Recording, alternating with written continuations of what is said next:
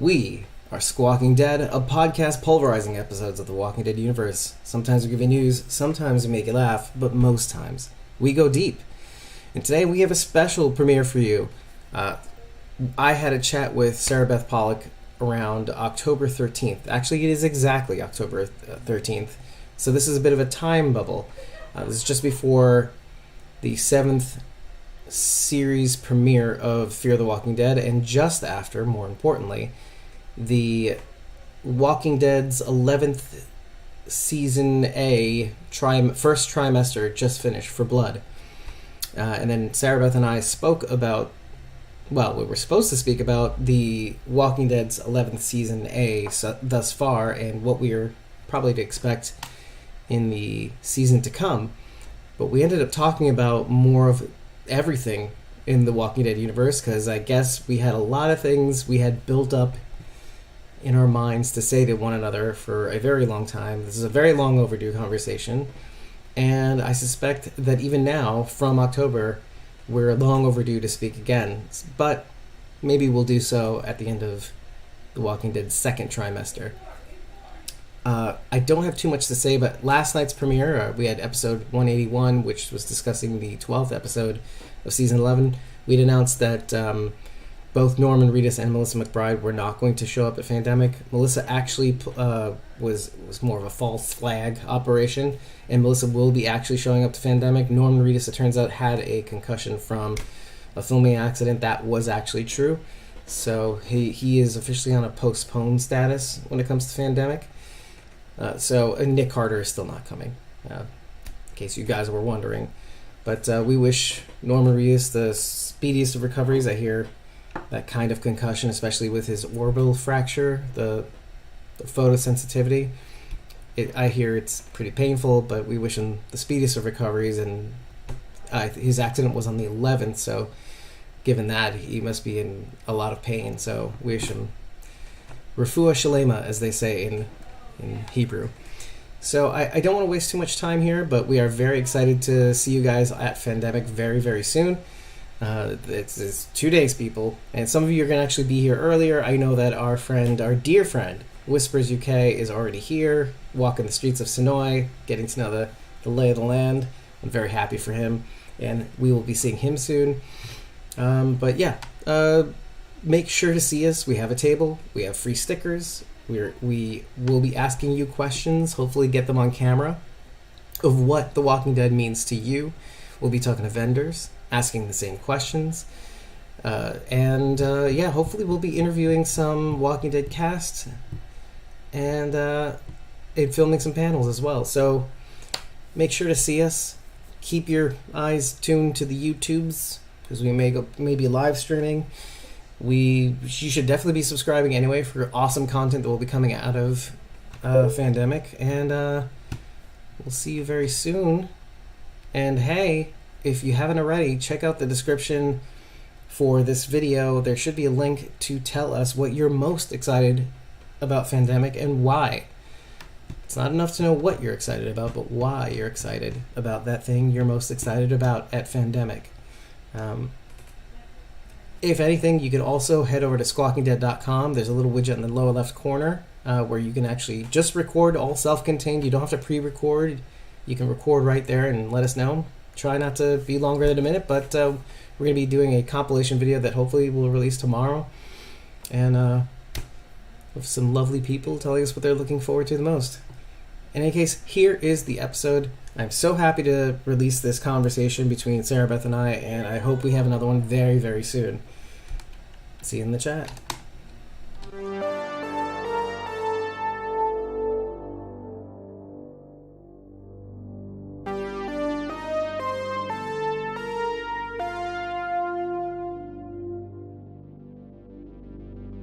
This is great. It's great to finally be here. I know it's been something we've wanted to do. It's just a matter of doing it. I wanted to do this a long time ago, and then AMC decided to do what they're doing now, which is just these back-to-back episodes on top of episodes for like the next 10, from 2 weeks ago, I think it was, and then just for the next 10 weeks or 8 weeks from now, and it's just torture. This season of evil that is upon me right now. how has that been, having to write and having to keep maintaining the podcast? Well, that's the biggest challenge, right? Because that's, how do you balance all of those things and then make sure that, you're not spoiling something, inadvertently, because, like the screeners arrive 2 or 3 weeks early now, so you're constantly like, okay, well, it's 7:01, but I've seen 7:02, but I have 7:03. So I'm not going to, so I've actually just stopped watching the screeners altogether, and I just watch them like as they become, so with Walking Dead, we're not allowed to talk about it, which has been phenomenal. That's actually helped a lot, because it's like this giant pissing contest that I don't need in my life. Oh, let's talk about that some more. I'm kidding. It is a big gripe of mine too. Yeah. It's one. That's interesting though that you're saying this. Like the veil has dropped. Well, so because like everybody wants to be first. That's what we're talking about, right? And but like not first. I didn't tell you what happens. Well, so then it becomes, I don't know if you guys get this, but like I always get the, oh, so and so said this happened.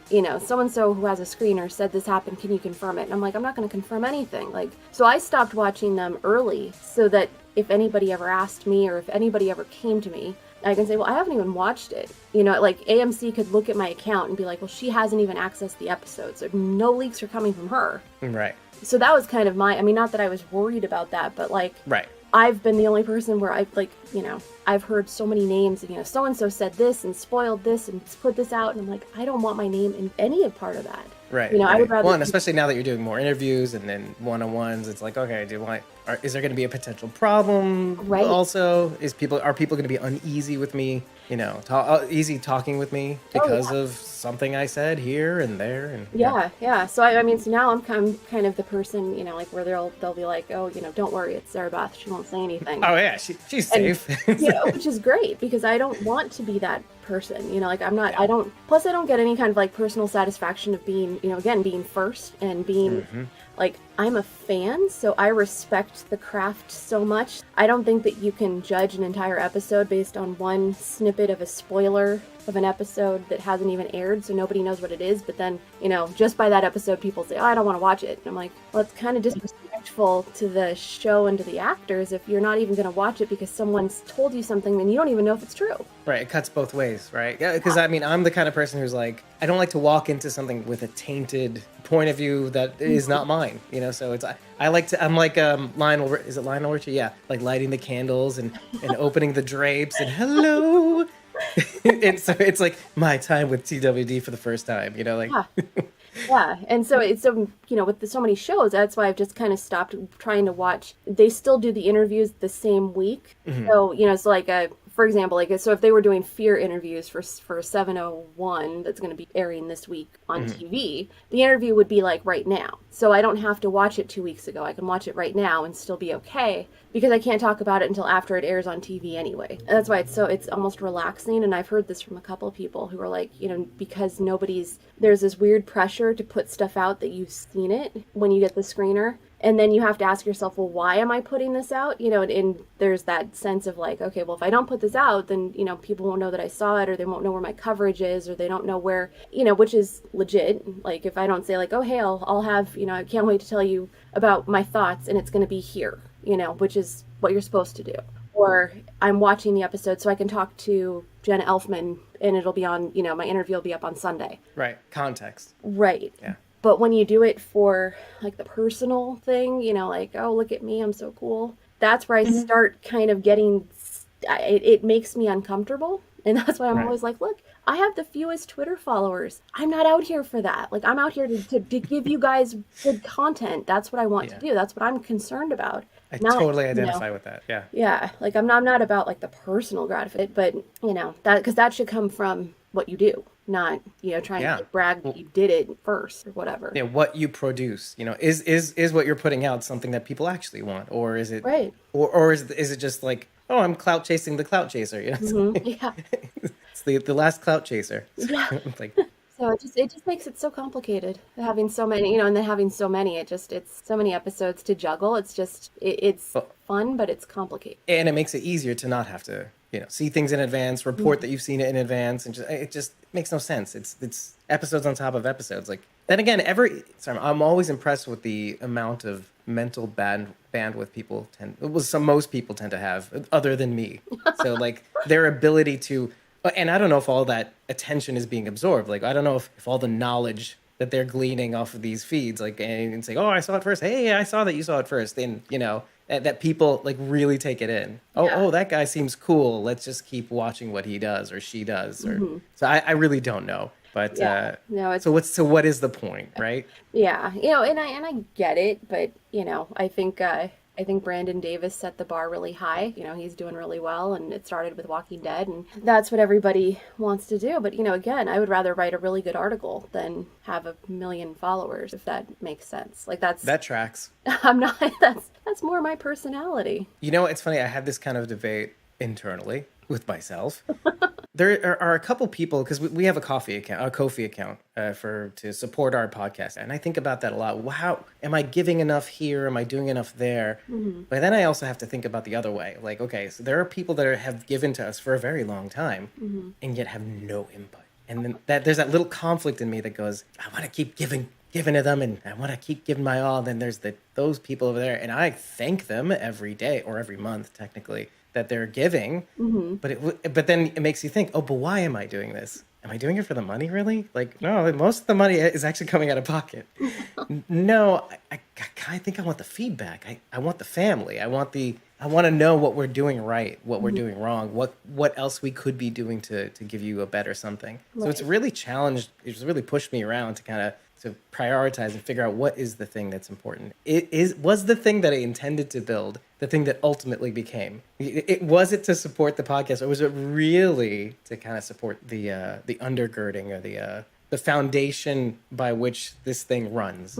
So not necessarily money, but like ideas and input and feedback, and right. So that's what it turned into. And so like I look at those accounts, I'm like, I don't know if I want to give them the credit because they're not giving me anything, and yet they're still giving. So it's like this weird kind of right. It kind of dovetails in what we've been talking about. Like, does this have substance? But it has money. But is it substantial? Part of it for me too is I question. For me, like I don't want to. Well, as you know, I don't want to cause controversy, and usually. Things like that stir the pot more than they create a sense of excitement, which I've always been very clear. Like the purpose of being able to see things early is not to brag, it's to do the job. I used to have to do recaps live. Like I used to have to type a recap as the show is airing live. Yeah, publicly, right. God, that must be maddening. Oh, it was, but I've been doing it since like True Blood. So it's, I've been doing it forever. And so you get used to it and you know how to like what's important and what you're trying to capture and everything. But the challenge, so the challenge for me is like, okay, I'm getting this because it's so that I can do my job better and I can provide, my review will be up after the episode, not 2 days later because I'm still finishing up the recap, or, I can do that interview, I can do whatever. So that's, that's in the pure form, that's what you're supposed to see. And so that's why you have a lot of journalists who are like, looking down on people who brag about opportunities and things, they're like, oh, you shouldn't do that. And it's like, I get the excitement. So I don't want to say that because it's exciting. It's an exciting thing when you have that kind of access and you've worked really hard to get it. But when you stir controversy because you say like, oh, this episode sucks and it's 2 weeks out. What was emblematic of that? I remember Wrong End of a Telescope, The Walking Dead World Beyond. That's a perfect example of what you're talking about. It's like, I want to be first to say it's not quite good. So, and that had a huge effect on how it was.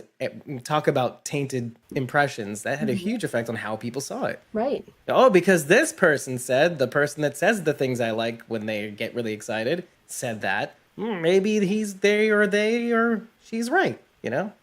So and see that's the thing that's always challenging because so then you take in like things like set visits, right? So with World Beyond, I was on set, November of 2019, and it was supposed to air around Walker Stalker. The show was supposed to air in April of 2020. It didn't air until October 2020. So I had known so much about what was happening and I was pumped, like, because I saw the bigger picture. Now, there are finer details to the show that, are debatable, but at its core, what they were trying to do, I was like, okay, this is the Walking Dead fans' dream. They are going in and they're telling us what's happening, where Rick was. Like, this is all Rick-centric, but he's not in it. This is great, so I was just so pumped. But then when people were kind of crapping on it without knowing the details and, no, it's not Rick, it's not whatever. And then so by the time it arrived, you're like, okay, they saw it the weekend of WonderCon, but it was like whatever the other convention was, they screened it. And so people saw it in April. It's that kind of thing where it's like, I've done that with Fear the past 2 seasons, 5 and 6, where I was on set months and months and months before things happened. I was like, this is so cool, but there's like a patience thing. Like, you have to have patience for it to pay off. And so I can't just come out. I'm not allowed to say like, oh, hey, I just saw X, Y, and Z, because it's like... That was the best spoiler-free review, I'm doing quotes for the audio listeners, that I have ever heard, because seeing you paint what we are about to see and in as many descriptive words as possible without giving anything away, try to set up what they are attempting to do. Keep in mind, I am one of those people that just hates that quote-unquote spoiler-free review in Twitter. Like, if you can click a link to go to the thing, I'm cool with that. But then I'm risking like talking poop about people in particular. But going back to what you did it in a way that was just actually just really, really hyped up, trying to express what they are trying to do in the process. And I did notice that you did that for Fear the Walking Dead as well. Like, okay, guys, there's a long game occurring here. There's something happening here that you just gotta have a little patience for, and it will pay off. And in my opinion, season 5 of Fear the Walking Dead, look, people panned it, not me. I saw the value in everything, and then I knew there would be a payoff into the, because if you try, and now you're looking back to 4, 5, and 6, and you're like, oh, I see what they were trying to do here. They're trying to build us up just so they can crash us down again. Exactly. Yeah. Exactly. I mean, it is a little unusual the way they did it. So I can see why people would not be about that, and especially in a world where people like firsts. Yeah. I want to be first. Yeah. Instant gratification. I can easily see how many people might feel this is not for me. Well, but then you look at the way, I mean, and I've said this before, like, if you look at how they did it, I mean, now they're like, everybody gets a spin-off. You get a spin-off, he gets a spin-off, she gets a spin-off, everybody gets a spin-off. It's like the Oprah of the Walking Dead universe. Exactly. Thanks. Exactly. Thanks, Gimple. But when you look at what was going on then, if you look at the dates and you look at between San Diego Comic-Con and New York Comic-Con, when they had said initially with Fear, they were like, there will never be crossover, ever. Right. Then as soon as... or like the universes won't. Yeah, they won't cross over, yeah. But then you look at the people. Right. But they said initially, they said you will not see characters from Walking Dead on Fear the Walking Dead. That was like season 1. Will not happen. As soon as Kirkman got the streaming deal with Amazon, it changed. All of a sudden, they realized, hey, we've got this IP that we can work with, independent of the Walking universe, which he still has control over. But we made this show, and it's our universe, for all intents and purposes. And now we can have crossover, so they bring over Morgan. And so when you look at that, like, that was the turning point. But what they should have done is they should have ended the original story and started over, because I think that disconnect, it really set the showrunners up to fail. People didn't understand what was happening. Right. And that's why I have this theory that there's like 3 sets of trilogies, like there's going to be one more set of 3 seasons to tell the story and to finish it up. And then, so 1 through 3 is distinctly different from 4 through 6, and 7 through 9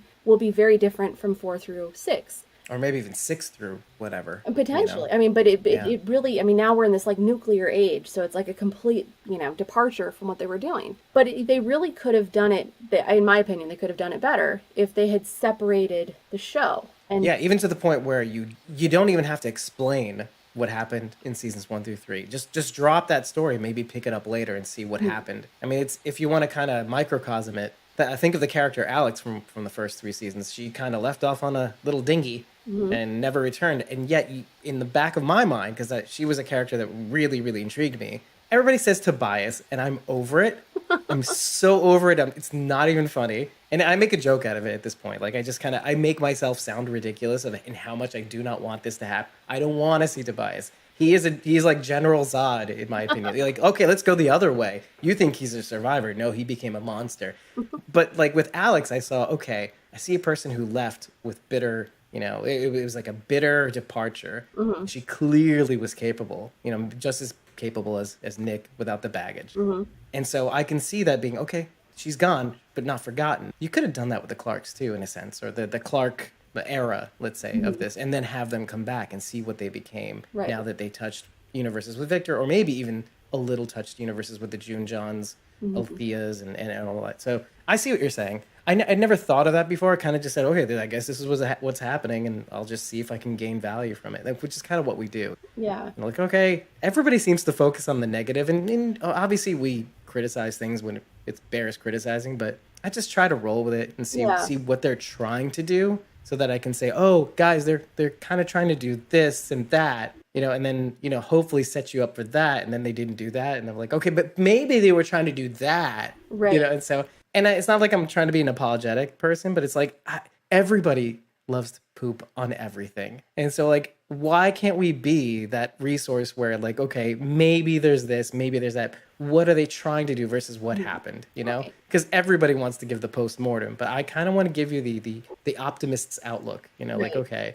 And then doing the backstage on the film craft and what happens behind the scenes, kind of what you were saying about, was it Kirkman? Was it Nicotero? The Amazon deal that opened up that allowed them to kind of join universes. That's stuff that I like to talk about as well. I mean, and then so speaking of that, it's kind of like, well, instead of laying it all on Ian and Andrew's feet, I always tend to kind of bring in other forces and say, hey, you got Yoel at the top of ANC, you've got, right? I mean, then you've got, Kirkman being chief content, Gimple being chief content officer, Kirkman having a say here and there, Nicotero, obviously, Satrazemis directing the thing, doing what he can with what he's got, but then getting the praises and like he's the one who the only one who seems to be thriving throughout all the controversy in the background. He's like, hey, this has done really well for me. I hope they keep yelling at these guys. So, but so we bring in everything, so it's kind of like, well, I guess it's not that bad, or I guess, well, I don't know who to blame now, so maybe Gimple. Let's all blame Gimple. And I think he's happy with that,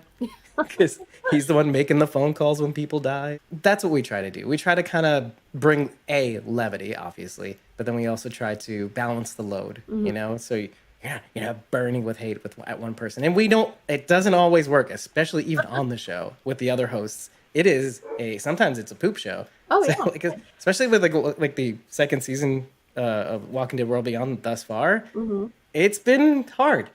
It's been difficult. I've been trying to be a cheerleader, and they're like, nah, B, that's not happening today, at least with the first episode. That's fair. I think that there's like, always. I've said it before, and it always cracks me up. I always laugh about, the people who have time to hate watch things. And it's like, I wish I had that kind of time. I wish I could just you talk about things living rent free in your head, and it's like, okay, you're physically taking time out of your life to watch a show that you hate so that you can tell other people how much you hate the show. Which is ironic, right? You're watching it. And what is the irony of the show? The irony is watching these shows is like, there's only so much time.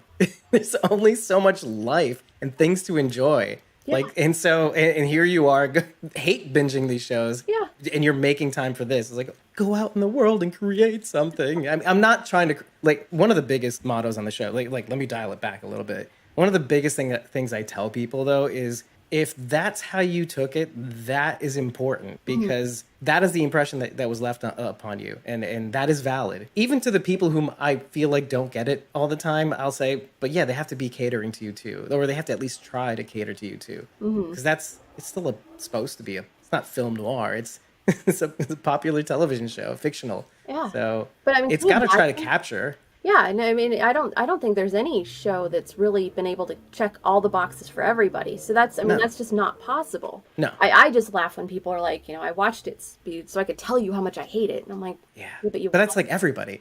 And it's most people. Because I remember saying years ago, like, there's certain shows, and I feel like World Beyond could be one of them. I feel like season 4 of Fear could have been one of them, where you have the Netflix effect. Like, if you watch it all together, it would have been easier. Waiting week to week and not maybe getting the payoff that you wanted, which is exactly, I know we're going to talk about season 11A, like at some point. like that, like sometimes you look and you're like, okay, the journey week to week is really hard because the payoff isn't coming, and in Fear's defense, they're building this new world. So like they kind of had to take that time, which is hard for people to understand because it was season 4. We're this far in. 4th season, and you're completely in. And that's why I say, like, they probably could have done a better job setting them up for that. With World Beyond, they had a blank canvas.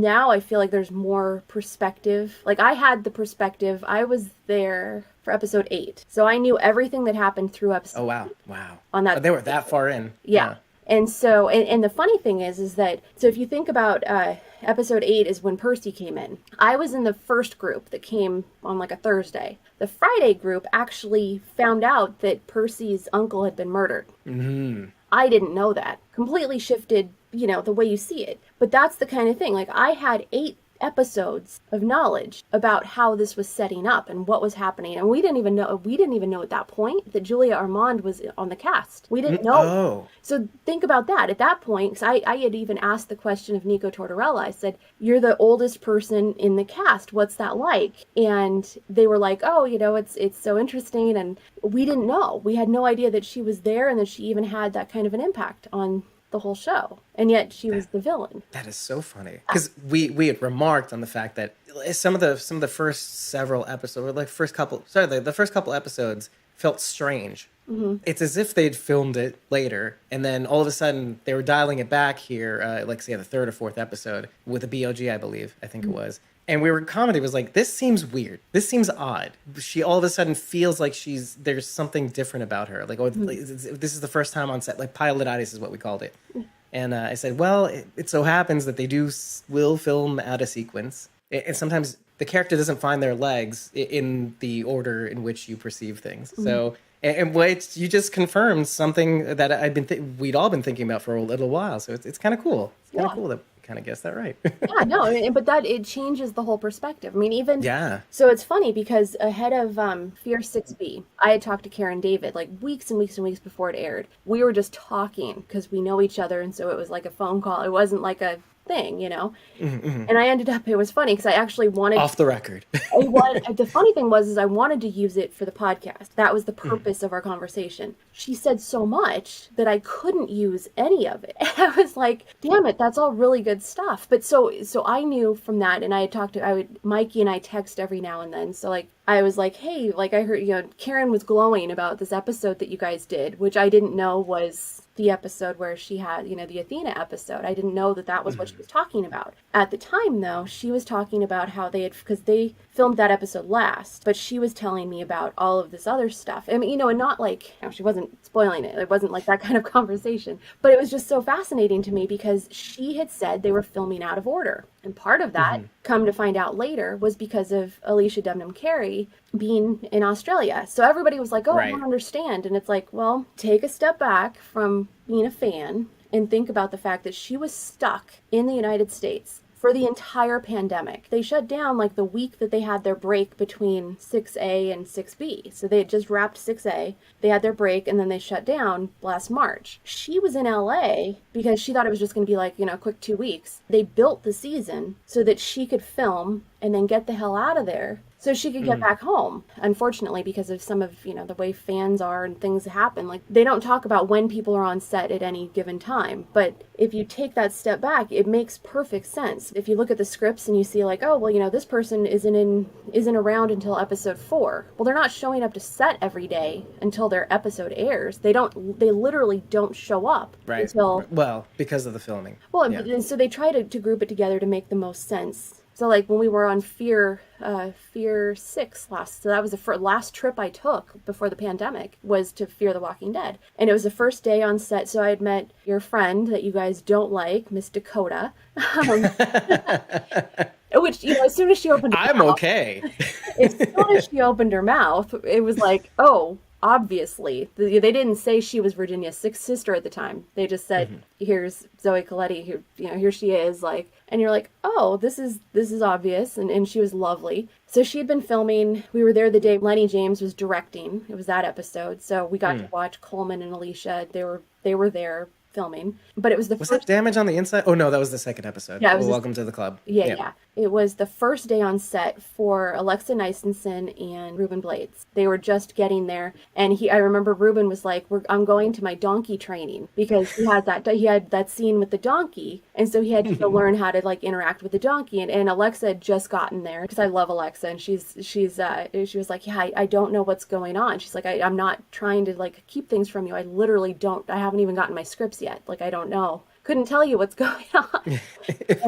And we were Right. actually at Star Hill Ranch, which is where Lawton was. So that was Mm-hmm. kind of cool. So we got to see all of that, transforming. The point of all of that is that only those actors were there. Like Jenna Elfman wasn't there, Maggie Grace wasn't there. Like none of those people were there. And so like, you look at the way the stories come out and so even now with Fear 7, I would imagine It's worse. well, Yeah. yeah, I would imagine like we're not gonna, Alicia is there. Obviously, she's filmed, but like when you think about why we haven't seen her, that's why. Because Yeah. they filmed whatever her episodes are all together. So like whatever she was in the bunker and whatever was happening, it's already been filmed, but she's not here. And people, oh, she's dead. Obviously, she's been killed off. Oh, she wanted off the show, and she's whatever. And it's like no. Oh She's God, literally like yeah. she was here. She was stuck here for away from her family. And I mean that when I think about it in those terms, she had a window of opportunity to get back to Australia when that was possible, and Right. she took it. Like she was just like, I'm done. I'm going.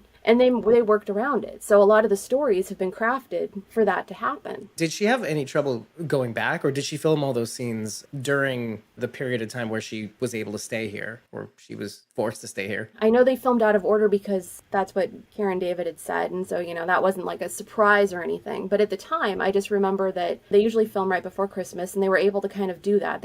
But she made it home for Christmas. Like she had to do the 2-week quarantine because that was on her Instagram. So Right. I'm pulling all of those things together to paint that picture, but that's why. That's the why and why she was, the anthology format actually worked really well for her. I'm a huge fan of the anthology format, so you don't just have like the I am too. Like I can't stand I watch The Walking Dead, and as much as I love the show, it just drives me nuts when you see someone you haven't seen in like 12 episodes and they come on and they're like, "Oh, there's people over there." And that's it. And you're like, Oh, like you oh, were wait. here for that? Like Henrik Green or something like random. Like, where were you, young man? Ross Marquand, like he's like gone from, Oh, what I yeah. mean? Like, or Seth Gilliam, like there's just these characters, and you're like, where the hell have you been? Like, and that's the danger of getting too big, and that's been the reason why they wanted to have this format, which I think is great, but it also really worked well for that purpose. For people having to leave at some point. Yeah. Or even quarantine filming. That it does kind of work. You have small batches of actors working in unison, and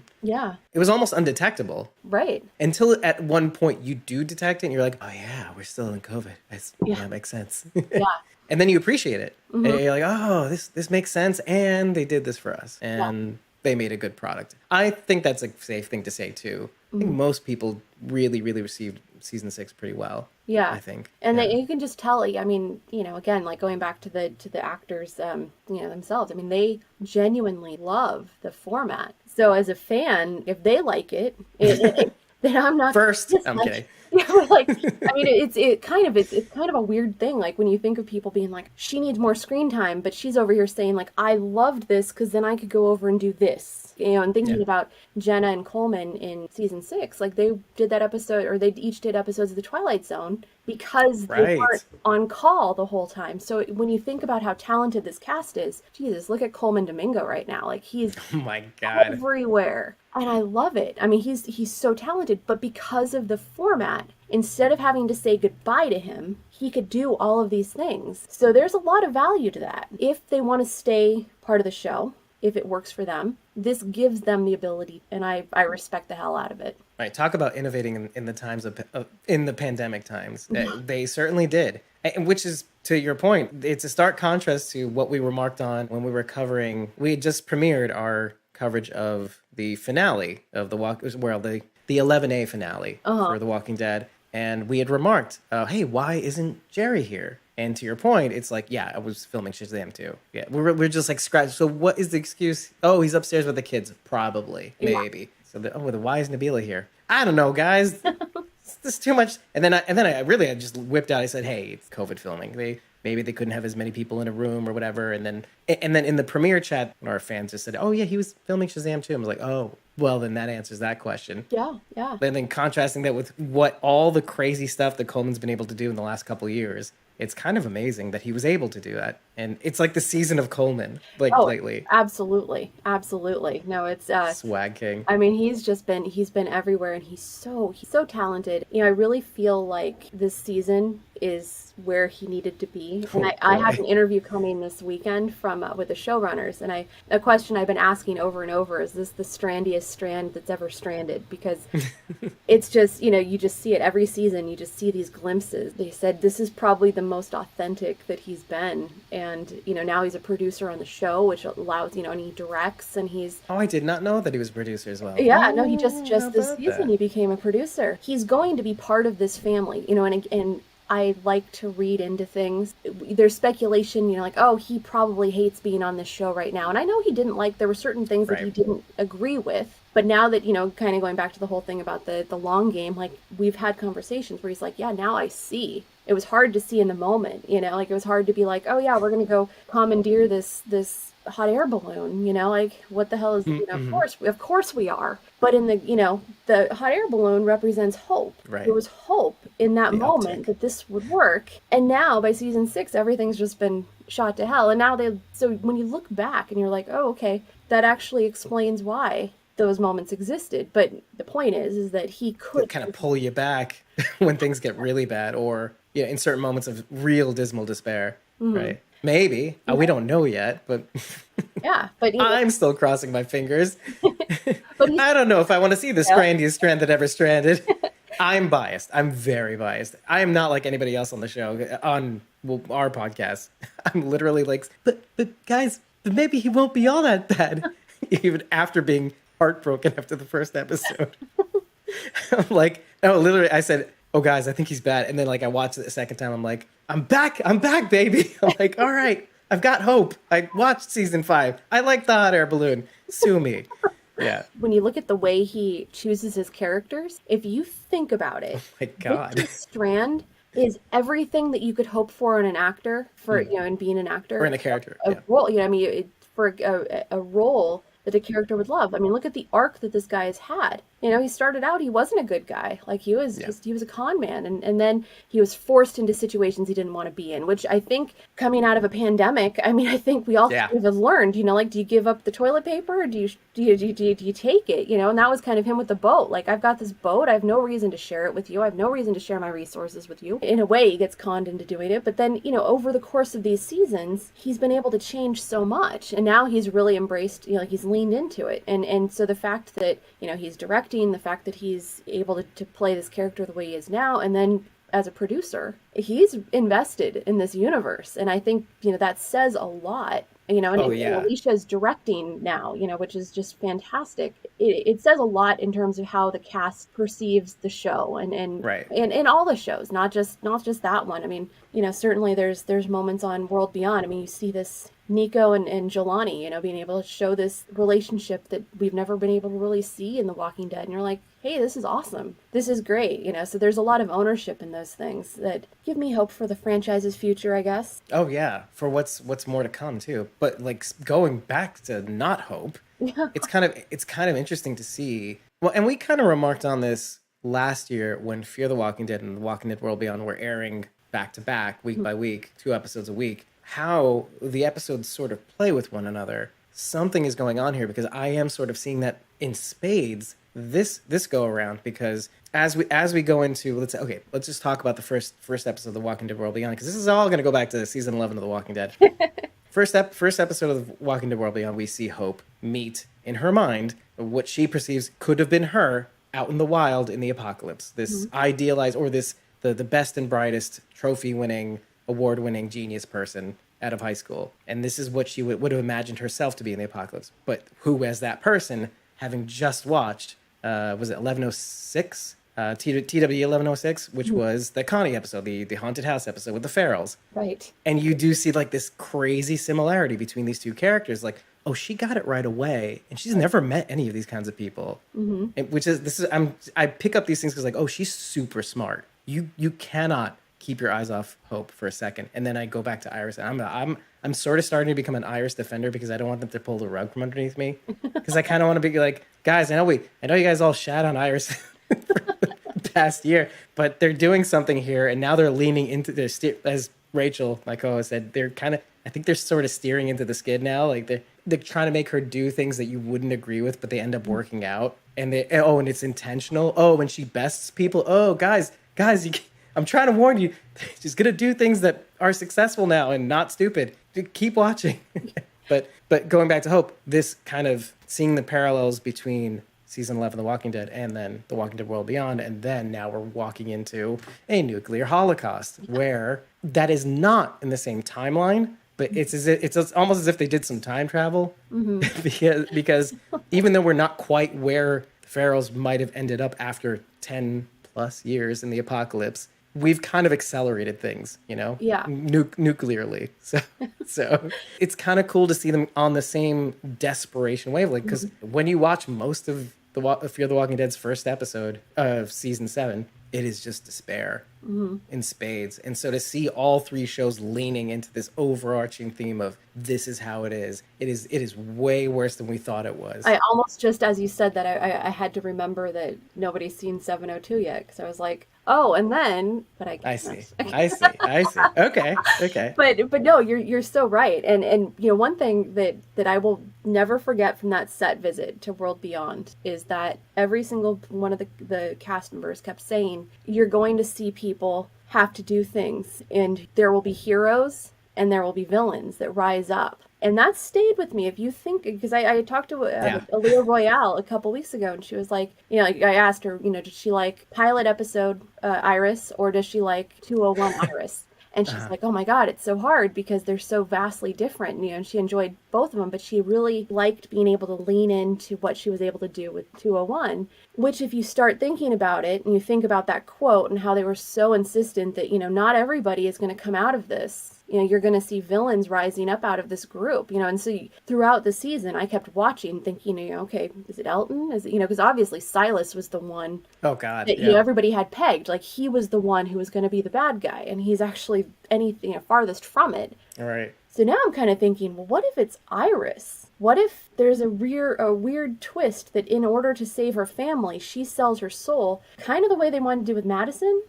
Like, I see what you're saying. We've been talking about that too a little bit lately. Who takes on that mantle of Fear the Walking Dead? But I feel like there's just there's so many different possibilities that they could do, and so kind of seeing how Strand turned out, that he was one of our originals, and then now he's this polar opposite in a sense, but he was always kind of this person that we could like-ish. Yeah, well, I mean, you always just, he was, again, it's the toilet paper thing, now that we've been through this, it's like, okay, so do you give up the toilet paper in the middle of the pandemic? Because there's no toilet paper on the shelf. Strand would say, hell no, you take the toilet paper, And we're all like, you should give up the toilet paper. You should give it to people, You should just share the toilet. Here's a square. Go ahead. Have fun. Yeah. Exactly. So, it paints a really interesting picture when you see that he is now considered a villain. So could that happen?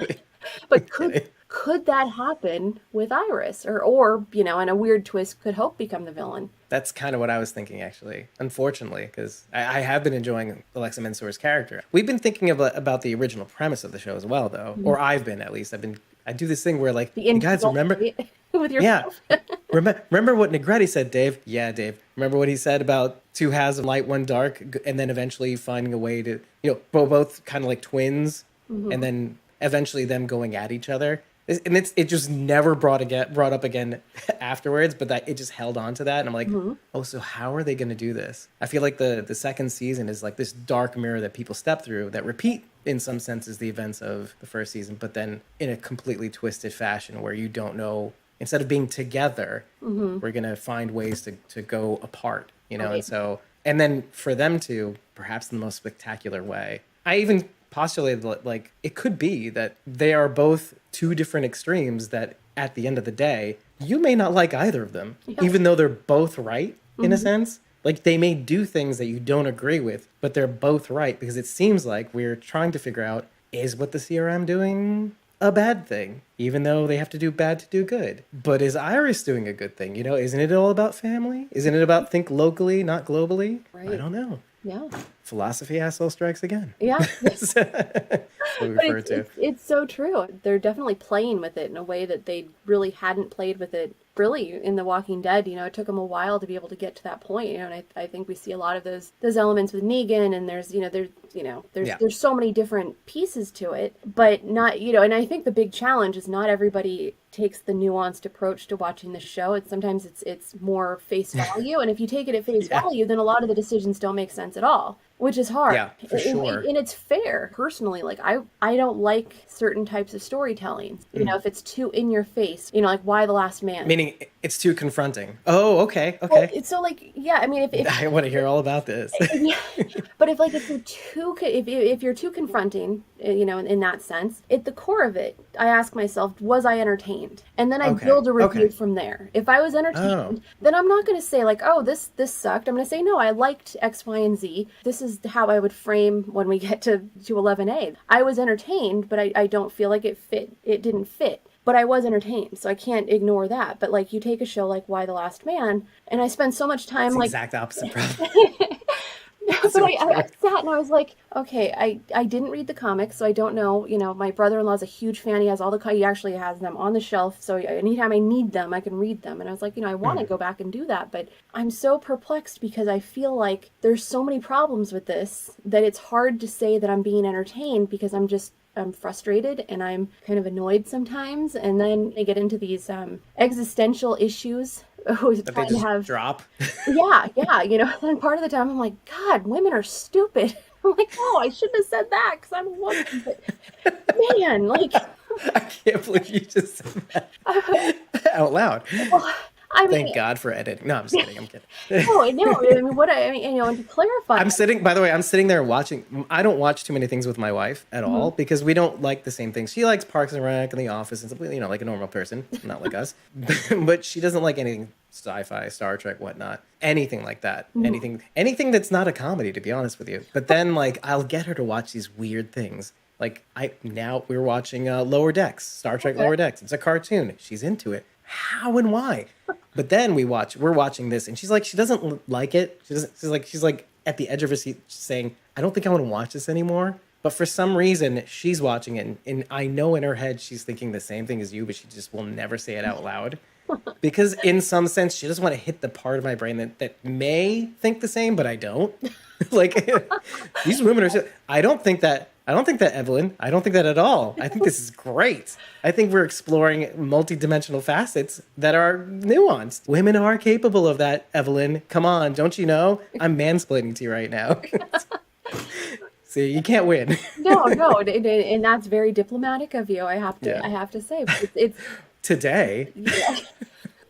But now that I've said it, I mean, it's just I feel like honestly, I had a different perspective on the whole damn pandemic because we watched The Walking Dead. Yeah, same. It changes the way you see things. So I think maybe that's part of my frustration with the show, with Why the Last Man, because I'm like, okay, I don't actually think that things would fall apart like this. It's supposed to be this uplifting feminist power thing, but everything is so shitty that I'm like, wait a minute, it's actually not that empowering, except when they want it to be. You know, like it's weird, and so or maybe you walked into it with that canned and be like, oh, this is what they're going to try to do. Oh, they're not doing it. They're not, and it's almost the exact opposite, except when they want it to be like you just said. So so it's perplexing, and so that's where I look at that element of it, and I'm like, okay, I don't know that I'm being entertained, but I have to watch it because I review it, so I have to stick with it through the end, and I'm really not entirely, and I think I even wrote in my review this week, I was like, okay, we've kind of been doing the same thing for a while now, maybe we should do something else. They keep making the same mistakes. Other people are figuring things out, so maybe we should figure things out and move the story this way. Which is interesting because we watch The Walking Dead, and we've had those ebbs and flows within the seasons too. Oh yeah. Like, you know, maybe right now-ish, I go back to, did it entertain me? But that doesn't mean that it was perfect. There's elements. It's layered. So I refer to like a Reddit post that I actually kind of just brought up on, I don't know what I was covering at the time. It's starting to meld together, all these recordings. I don't know when I said this. But it was, or actually, no, I was, sorry, I just read it today. I wasn't recording at all. But the Redditor had said The Walking Dead season 11 to them felt off because, because Rick wasn't on the show. The events of the comic don't match up with what's going on now. But he feels like there's nothing that's really tying everybody together. Everybody seems scattered. There's no real leadership. I disagreed with a little bit of this. Okay, but at the same time, I felt like what they were saying followed one into the other, meaning because there's no, I don't know, central leadership, or there's no, everybody kind of seems all over the place. There's almost as if there's anthology storytelling going on in this specific season, which is not a bad thing for them at this point, because there's something to be said about pairing certain, like I kind of like what they did with Fear the Walking Dead, but they kind of pairing certain people together, like Virgil and Connie, and like Daryl and Leah, in staying on them and seeing what happens and finding the similarities and seeing the differences and looking at the conflict of a character that's new, which you don't think that, first of all, that you're going to get in the final season, like a character that we can actually glom onto and then like them, which most of us did. As a person, like, I want to see more from them. A new character? Yeah, a new character. On The Walking Dead? Yeah. How long has that been? 11 seasons almost. Yeah. Wow. And so I liked that piece of it. And I like what they're trying to build. And maybe this is the same effect that maybe we're walking into this 10 seasons in plus, having this preconceived notion, oh, it's got to be a banger. It's got to be all at once. We got to have this kind of like our perceptions of seasons 4 through 6-ish. Maybe that's what we're walking in with. And maybe we ought to just see what the long game is here, since we do have 24 episodes to tell that tale. Right. Finally, like most other like WB shows have 24 episodes to play with. But maybe it is us, because I feel the same way that you do. I am entertained. Something does feel a little bit missing, but I attributed that to like, and now I'm seeing it on the other shows, just the utter misery and despair that is being exhibited by and experienced by all the characters in the different ways that they handle it, sure, but just overall misery everywhere. Right. Fear the Walking Dead. I don't know about Walking Dead World Beyond as much, but I like that they touched on it here and there. Like, oh, this is how bad it is. Oh, it's worse than you think. But, how much are they going to show, considering maybe the audience they're trying to reach? I don't know. I don't know if they want to dig deep in but they touched on it a little bit. But then going back to The Walking Dead, it's always been torture porn. I think a little bit.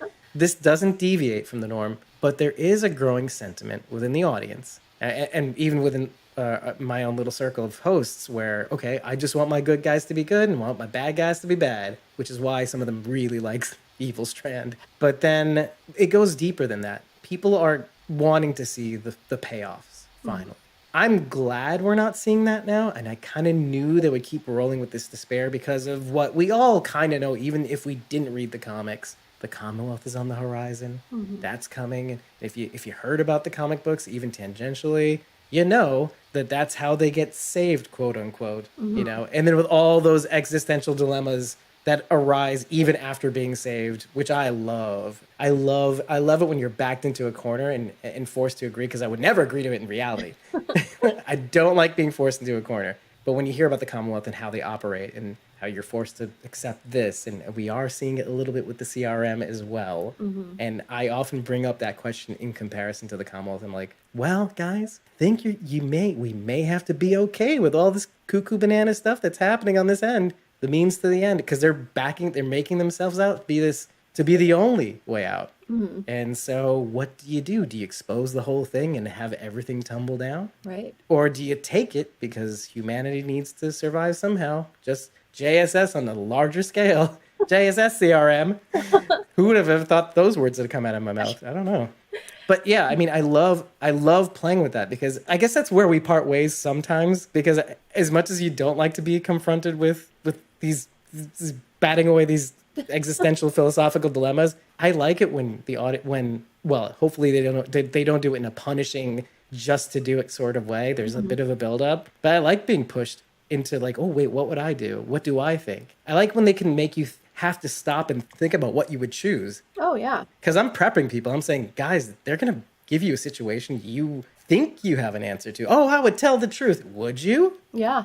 But see, I think the key there, that's what I'm not seeing with Y: The Last Man, is I'm still not at the point, I'm still at this point where I'm searching for, I had those existential questions in the first episode, and I was like, okay, yes. Yeah. And now we're like 7 episodes in, and I'm like, okay, I still don't have any more sense of where we are. But The Yeah. Walking Dead, that's what I love about it, is that it does make you think, and it does challenge, and with fear especially. I mean, they really played with that. Can you live a good life in the middle of the apocalypse? Would you do the right thing? Does it matter if you do the right thing? That's what I love about that. And I love Oh, yeah. the youthful idealism that the kids had in World Beyond. That was the whole premise of showing them out on this journey, is that they still had that, and no one else in this world does. So to put them, it's like almost like, like Star Trek, like you beam them into a situation because they're total fish out of water, even though they've been 10 years in this situation. So I totally see where you're going. Like time capsules. Yeah, no, but that's what makes it so interesting, because you're seeing how that plays out. Some people don't want to see that, but some people are really intrigued by it. I was intrigued by it. So I enjoy that part of the journey, seeing how they figure, how do you figure this out? How do you solve these problems? Because you've had to. It's not that simple. Just imagine Elton and Judith. Like, Judith would be like, what the hell are you talking about? She grew up in the middle of this, whereas Elton is more, he's more of a Eugene. Like, he's kind of trying to figure things out on a intellectual level and not so much a conceptual, practical level. I see that layer to it. And yet somehow in the back of my mind, my little feelers kind of go, I think somehow they would meet in the middle, because Judith has always been kind of the one to think in a sort of optimistic way. Well, that's hopefully. Yeah, which is why I'd see them meet in the middle. Generation thing. I mean, that could be the new. If you took every kid from Charlie. I mean, I think Dakota would have been an interesting addition to that. Charlie and Dakota both killed people who were beloved by this group. One was embraced and the other one was vilified. How do you sort that out in your head? Take them, take Grace, take Judith, take all of these kids, RJ, everybody. And then you add Carl, the World Beyond kids, and you put them in a room. I think they could be a really formidable force. I haven't read all the comics, so I've read the last couple, and because I wanted to see, like, when the final issue came out, I wanted to see how it ended. That's one of the things that kind of draws me to Fear and to World Beyond, is that because I was running Undead Walking, like, people would message the account and they're like, if I posed, who do you think is gonna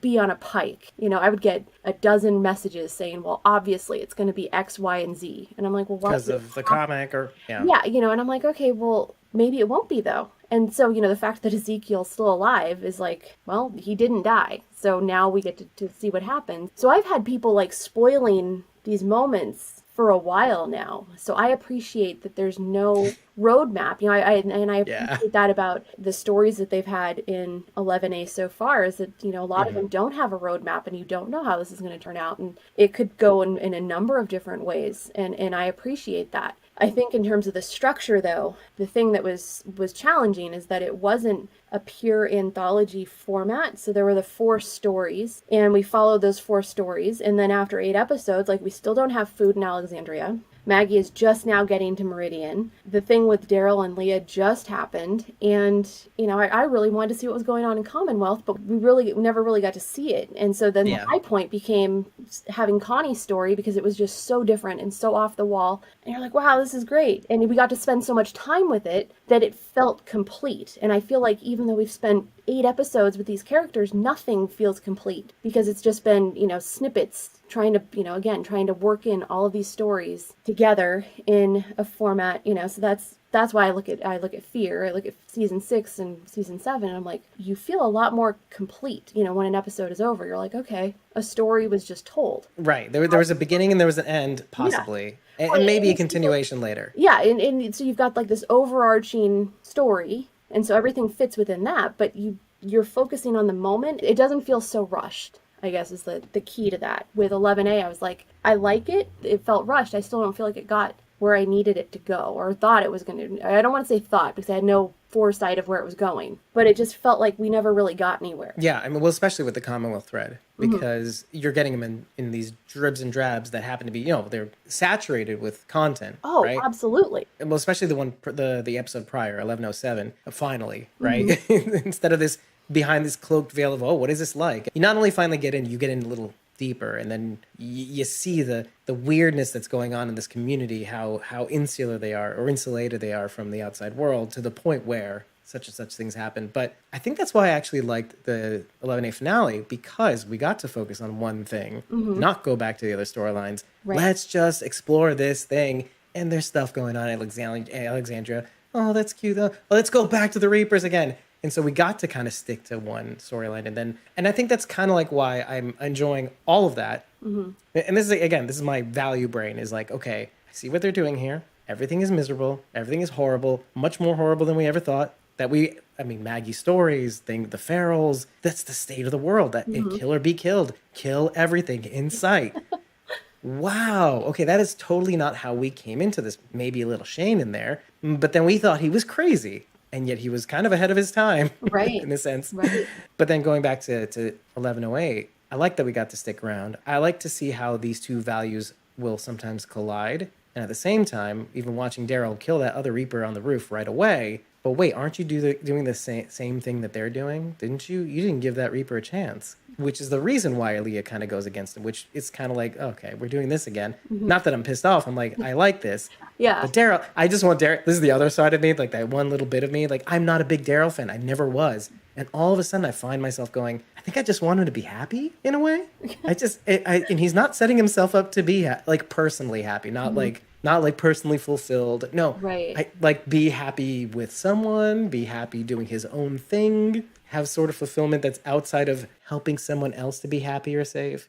Yeah. We've been talking about that a little bit now, finally. And me actually giving a damn, which is weird. I love when a show can get me to feel these things that I didn't feel before for this character. For like 10 seasons. 10 a little bit. That's actually when I started. But all of this to say, I see what they're trying to do here.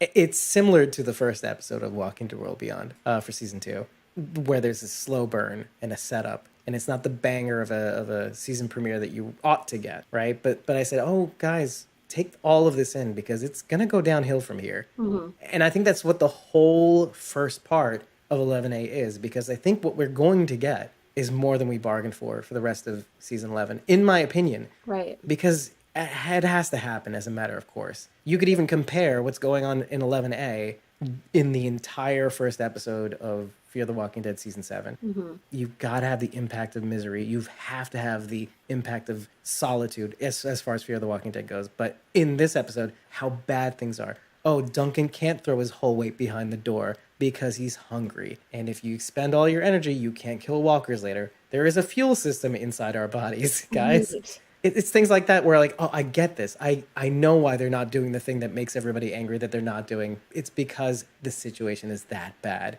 And then the latter 2/3 come in and either we see things pick up again, which seems likely, or things will at least change. Right. Dramatically, I hope. We said that in season 8. Didn't happen until the end. Look, are they going to make the same mistake twice? I don't think so. Yeah. And I like that I don't know where this is going to go next, to your point. I like that there's no roadmap. I like that they're in the same spot I am, which is kind of like what I liked about The Walking Dead to begin with, to be honest with you. Decisions made like not to cut off Rick's hand. I mean, even to the point where you kill off Carl, in some senses, I didn't have a reaction to that because I wasn't terribly attached to Carl in the sense where I knew him from the comic book. He was supposed to be there at the end. Like, well, okay, that's interesting. You're taking some chances here. You killed off Dale. I mean, obviously, Damon wanted to leave the show, but still, at the same time, I like that they turn these behind-the-scenes controversies into opportunities. Right. Season 9 as a big example of that, with Andrew Lincoln leaving the show. And then taking that to this Redditor's point earlier, taking that and saying, I like that there's no central leadership. I like that we're not looking at Rick again, in the face and going, Rick, we're hungry. Like putting it all on him and it being like the Savior War again. And us kind of going, hey, Rick, when is the upswing coming? Because I don't see it.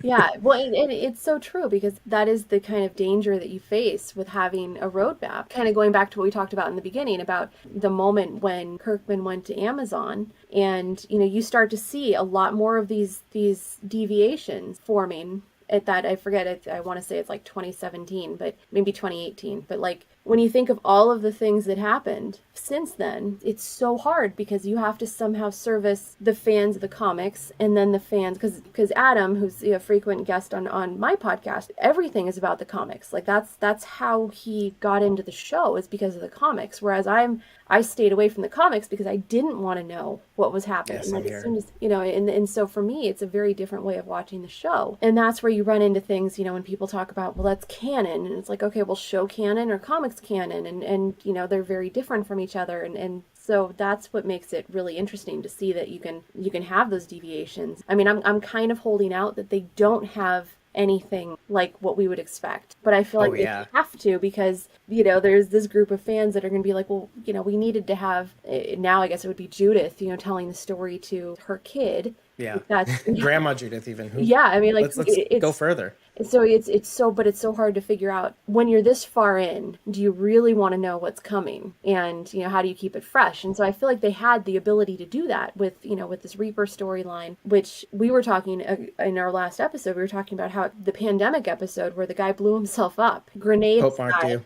Yeah. Like, oh, I'll spare you my impression. But like, the logistics aside, that was such a high watermark for this character. You're like, what just happened? And so in some ways it kind of went down from there, because they never went back to, like, even though Pope showed that brutality, it started to become more of like, well, he's just crazy. And that's, we've seen that, but how did this guy blow himself up? Like, why did his guy blow himself up? I could see Pope blowing his own guy up, but why did that guy do that? We never really saw that element of the Reapers, but I actually had high hopes that Leah would somehow agree to come back with Daryl. I thought that would be a really fascinating thing, which, not from a, I'm always so careful to say, like, not from a shipping standpoint, but just because where he is right now and where Carol is right now and where he is with everybody else, he needs someone like Leah to do something for him. I don't know what it is. He's not going to lean on Carol for it. She's doing her own thing, and he's respecting that. So to get whatever it is, if he needs a kick in the ass, or if he needs,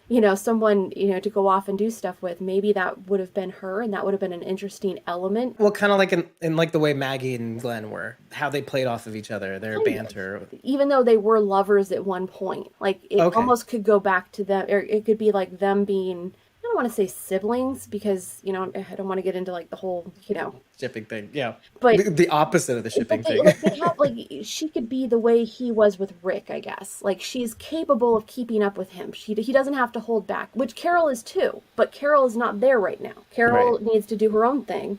Daryl needs someone in his life doing something else, and so they could go off and they could go fight people together right now, and he could just keep going. So I was kind of bummed out that that it ended up the way it did, but I think it's going to be an interesting, like, I don't want her to become a throwaway character, kind of like Pope, because Pope could have stuck around for, I would have loved to have seen Negan and Pope. I just want to see Richie Coster play. That's the thing. I just want to see the devil dance, because I love his acting. I mean, I saw him in Happy, and he does all these different voices and characters, and he leans into certain, and he's this intensity, which you kind of see on the show, but if you've watched Happy, it is just a whole other level. Oh, yeah. Happy on Sci-Fi, for those who are listening. I just highly encourage you to see him in other projects. I don't know if this is true, obviously, but I feel like The Walking Dead almost caged him in a way.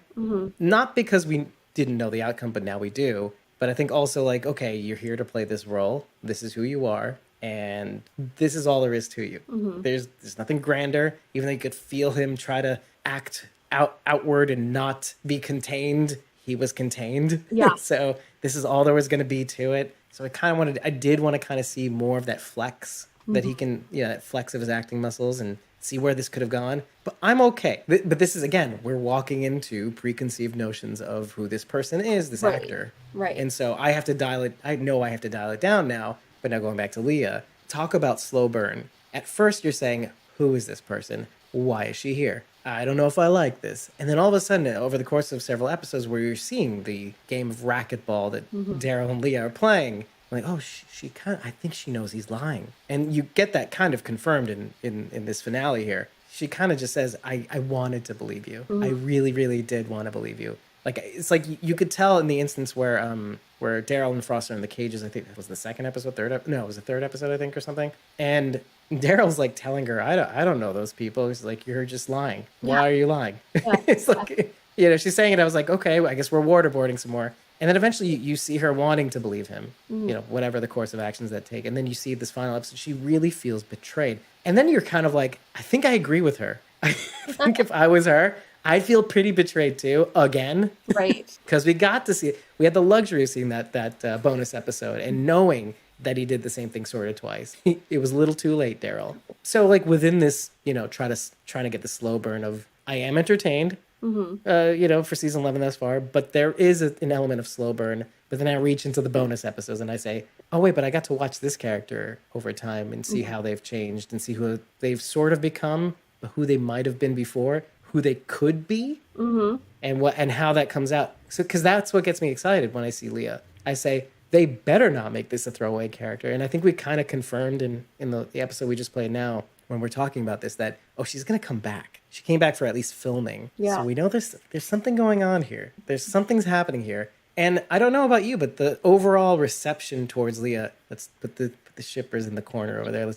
Like the overall reception that I've been seeing is that people have been like, yeah, I think I like Leah. Yeah. I think I really do like her.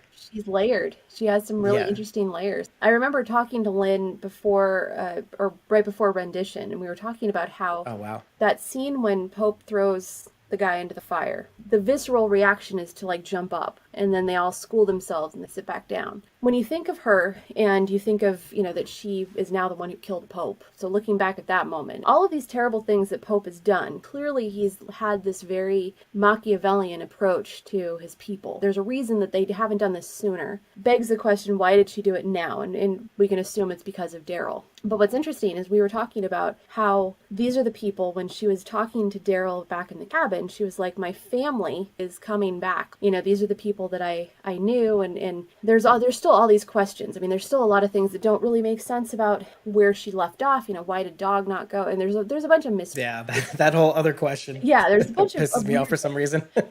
But 6 years have passed, and like she went back to these people. These are the people that she had run from or left, or, you know, however she ended up in the cabin. These are the people she had been with before. Now she's back with them, and this is all kind of played out. And now she kills Pope, and so then you have to wonder, is it because of the power? Like, now is she like, okay, well, now I'm going to be this person, and I'm not going to do X, Y, and Z, but I am going to tell you to get the hell out of here. And, you know, like, that's what makes her such a really compelling character. There's so many moments where she could have done that, but she didn't. And it's like almost like she needed Daryl to give her a reason to do it, but then shift the blame so she could step into that role. It's like he gave rise to this new villain by virtue of being there and being the scapegoat. Yeah, and now the only reason why I think that kind of makes sense is something that we kind of brought up, because we were trying to piece together this is before we stepped into season 11 completely. When we were analyzing Find Me, I was saying, what happened here? Did somebody break in and kidnap her? There's no sign of her. There's no blood.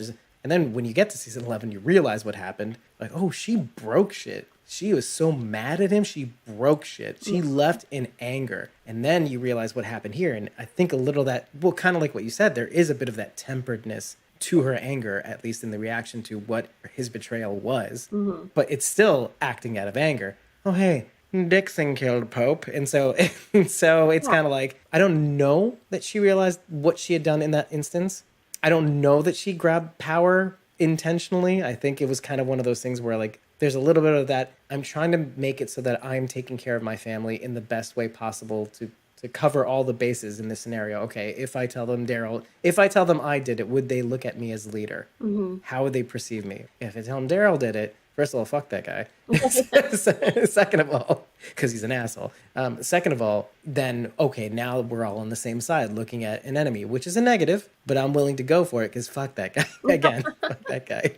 But the whole other side of that equation, something that just goes beyond these two sides, is, well, Heavy's the head, right? What did Pope feel like he had to become to lead, right? And now Lee is going to experience that. And that, in some senses, the ideology will take over, and she will either have to go with the flow or probably die not going with the flow. Like, meaning they are still attached to the ideology that is Pope. And so how do you go against that? How do you go against an idea? It's like the Batman. It's like, how do you go against like a concept? Right. Which is, it's challenging because we already know that she did spare that father and son. Yeah, Like exactly. she has these moments, and she did break down to Daryl outside the cell, like telling him what was going on, which is interesting because if you think of the juxtaposition of Negan telling Maggie, like, hey, you have to make really difficult decisions as a leader, and my mistake was not killing you. That to me, because I was a political science major, so that to me was just like candy, because I was like, yes, like, you're not saying this out of malice, you're saying this because that's what it takes. So then you parallel that with Leah and you think, okay, well, either this was something they all wanted, but nobody had the courage to do for some reason. It took me a while to figure this out, but I kind of started to see Pope as like the Mandarin from Iron Man. Ben Kingsley, like the voice, everything. Like Ben Kingsley? Yeah. It was also English. It was so like over the top, It was like Apocalypse Now. It was, like Heart of Darkness. Like you just get this sense of like, this guy is bigger than this person. Than a person, right. I called him a phantasm from an earlier era. Yeah, this is, I applied it to the Reapers, but mostly Pope. Mm-hmm. That these were these phantasms that died before the apocalypse, but wafted in, and somehow made residence, and then become terrors, in this universe. And so you want to say, are they really people? But they are. And so I'm trying to figure out that you can because this is a big debate in the episode we just dropped. We said, okay, if the Commonwealth came to them and said, hey, here's toilet paper, would they join?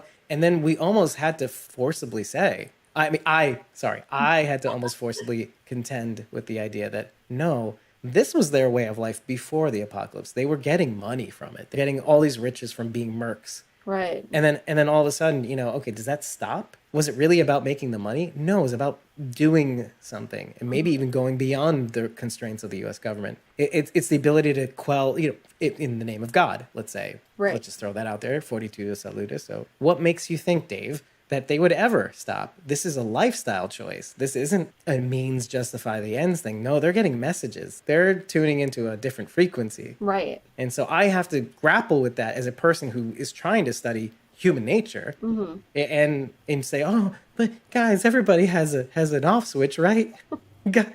Right? And so maybe Rachel is right in a sense. Rachel was the one who said on our podcast was, I just want my bad guys to be bad guys. Mm-hmm. But then it always brings me back to Leah. Would you say the same thing about Leah? And I like this spot that we're in because you want to say, no, it's Leah, for goodness sake. We got to get to know her after a couple of episodes finally. But then the other side is you're like, okay, are the phantasms going to possess her? Right. Is it going to be too big? Like you said, like it's almost as Pope embodied this idea of who they were as an ideology. Mm. He was just a larger than life. It was just, you're not dealing with a person, you're dealing with an idea that manifests. Right. Well, and that's it's so hard because you don't really know. You never get that sense of where she actually is or where anybody is. You could make the argument that maybe they don't feel like whatever it is that Pope was preaching is what it's just they fell into that. Just, going back to what makes you put on a skin mask and follow this woman who tells you like you can't have a name anymore. There's something about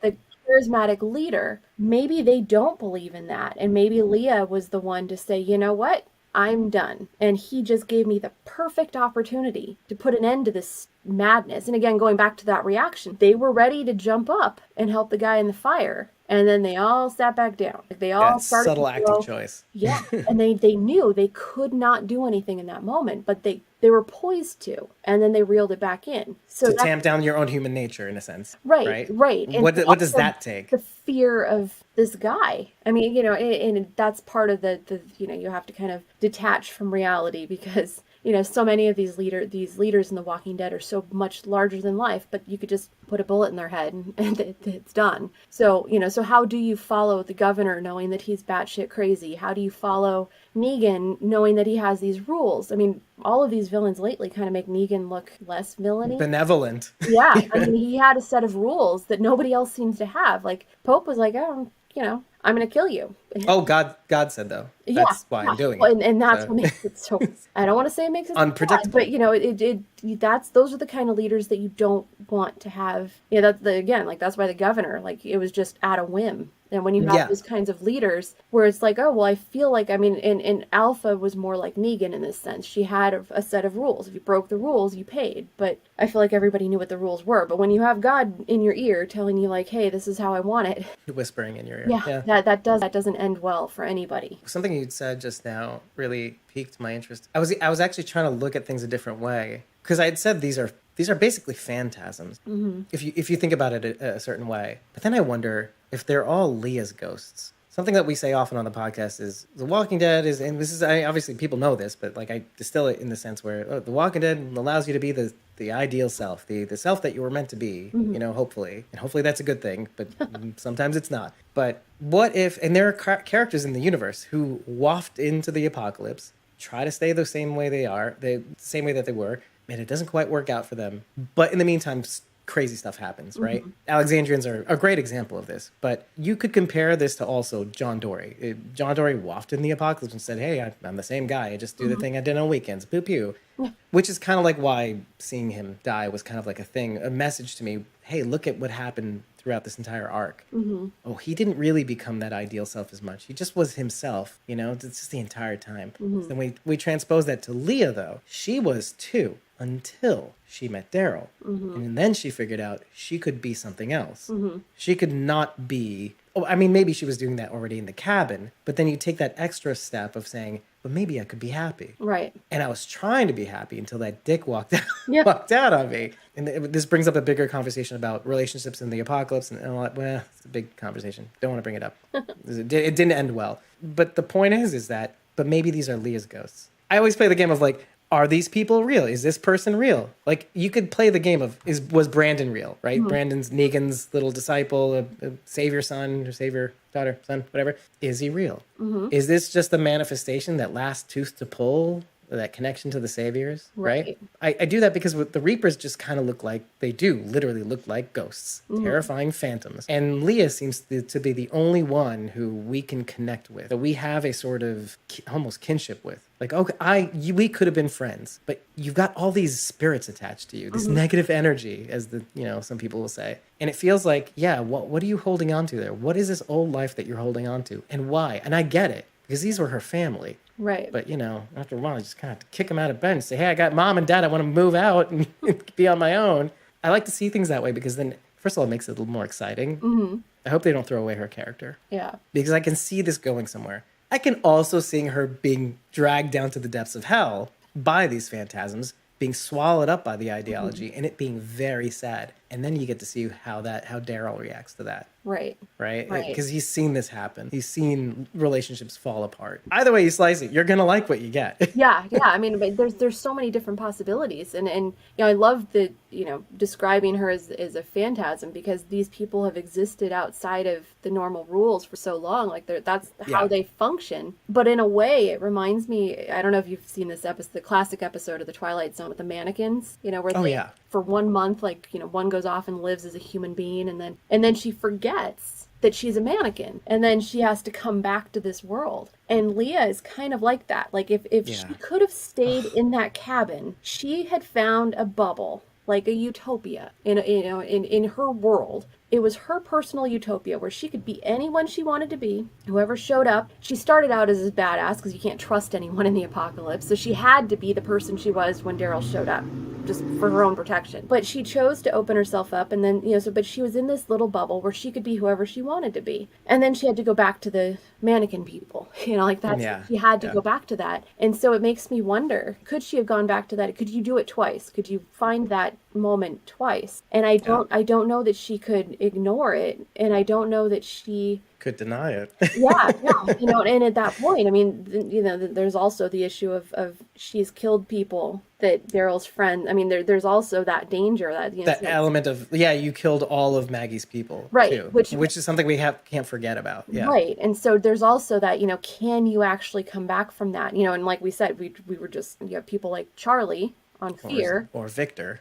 Yeah, no, Okay. but you have these, there Yeah. are characters who, or even Carl when he killed that Yeah. guy. Oh, yeah. There have been moments where, or Iris killing the soldier. There are these moments when people have crossed lines. The difference is that they weren't people that anybody cared about. Generally speaking, Yeah. none of these people, except for Nick and Charlie, that's what made that such an interesting story. In context, it worked because she felt like she had lost her family. So Similar. Yeah. Leah could say, well, I killed your people because they were trying to kill my people. Yeah. So, can you go back? Could she become a Charlie and be welcomed into the group? Or is she too realistic and like, hey, there's no going back from this, so I have to take a stand? It makes it an interesting dilemma, and I think it's certainly going to play out. It will play out in the next second, the second set of episodes. But I think the fact that we don't have any basis for this is a completely new story. I think that's what makes it so exciting, because this, I feel, is going to be what sets the stage for the spin-off, and that's why I'm so interested in how it plays out, because that she will have a huge impact on Daryl's mental state heading into that. We were all on the same page as well. We were like saying, yeah, this is the first, well, I don't know about the first step, but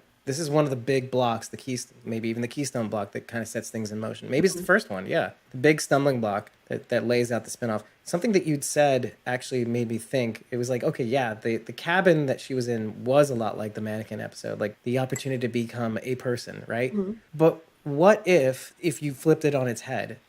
What if she's choosing to become a mannequin? And that's kind of, because the Walking Dead universe is like I said, the place where you can be your idealized self. It could be this way if you just allow it to be this way. But her instincts to return is something that most of us completely understand when you're in an unfamiliar space, when you are doing things that you're not used to doing. The world seems a little bit scary. And you do want to go back to the, ironically, devil you know. I mean, you do want to go into a space that you can occupy, that you're familiar with. Right. The old couch you loved sitting on and sleeping on when you were sick, that idea of familiarity. And when you lose somebody who you thought could have been that opportunity, when you put all those eggs in the Daryl basket and the Daryl goes nappy, see ya, bye, and then you're like, Daryl Dixon, woo, and then you run off and you go back to that familiar. I can see how hard it would be to believe that the outside world, outside your bubble, is real life. Do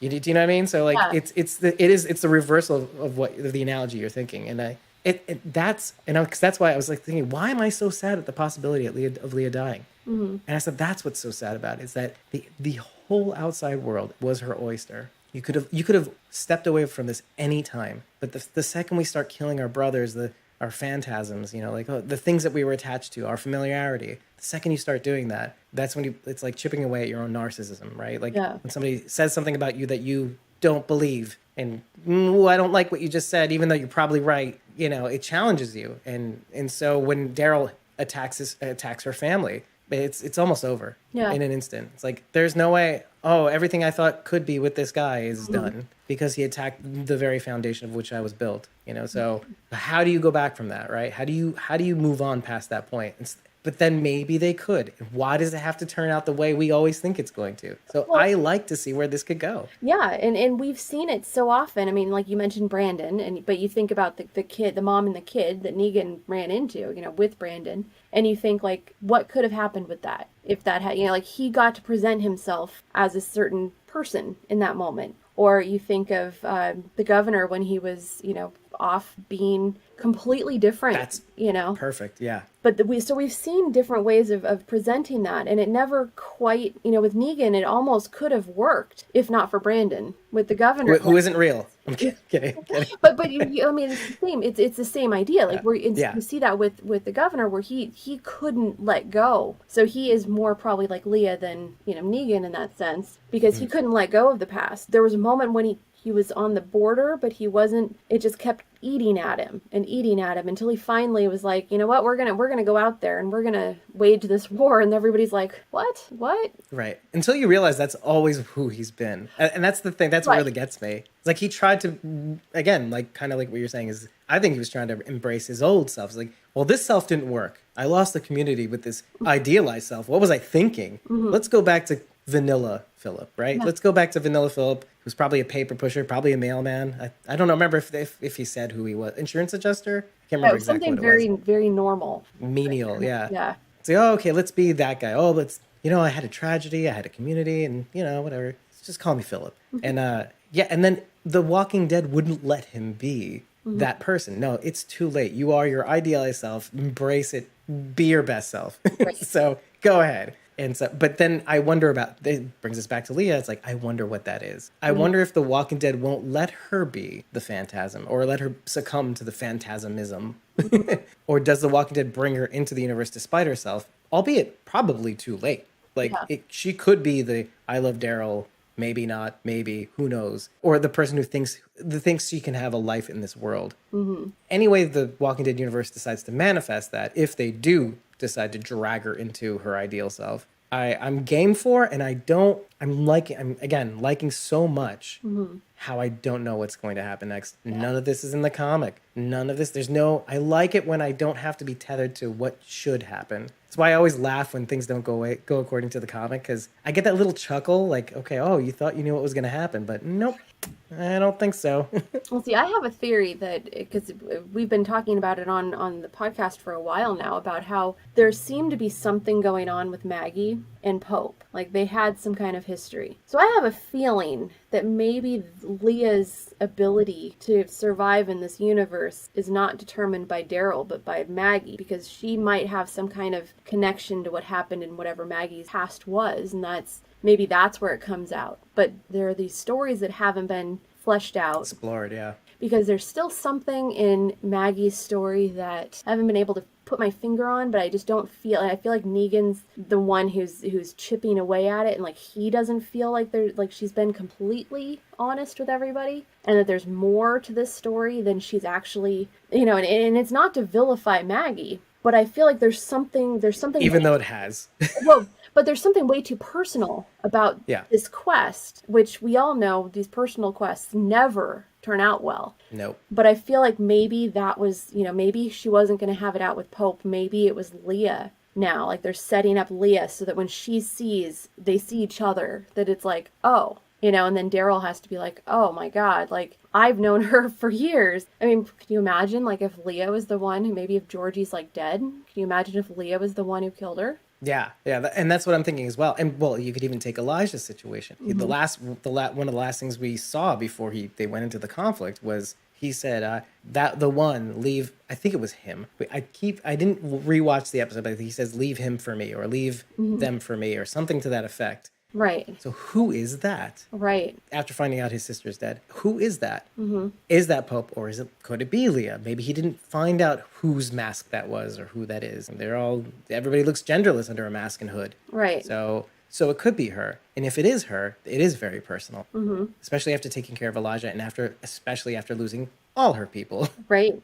And then an injured Elijah he's having a very bad day. Yeah. And so you wonder, how far is this willing to go? But then I also wonder, having seen All Out War, I was there, where is the point where we have to stop? Because if it means Elijah too dies, then what was all of this for? And if it means your family dies, Leah, what was killing Pope for? If not to stop your family from dying. You didn't want to become him. The Reapers are a finite group anyway. It's not like they tried to recruit Daryl, but obviously there's so many trust issues. And that's what made Pope's act of throwing the guy in the fire. I mean, it's not like the Saviors where there's just a bunch of people and you could put someone else in that situation. There are only so many. And so to see their numbers dwindling, knowing they're not able to replace them, it's only going to last so long. So are they just trying to hold on to that as long as possible, or is there something else? Because Maggie has something to fight for. Even if she loses everybody, Herschel's still back at Alexandria. She still has to feed her son. So she's fighting for, more of a future, where it feels like Leah's fighting for maybe the present or even the past. Or the past. Yeah. Yeah. So it's her prior pre-apocalypse attachments or something like that. Yeah. Again, bubble in the universe, right? Yeah.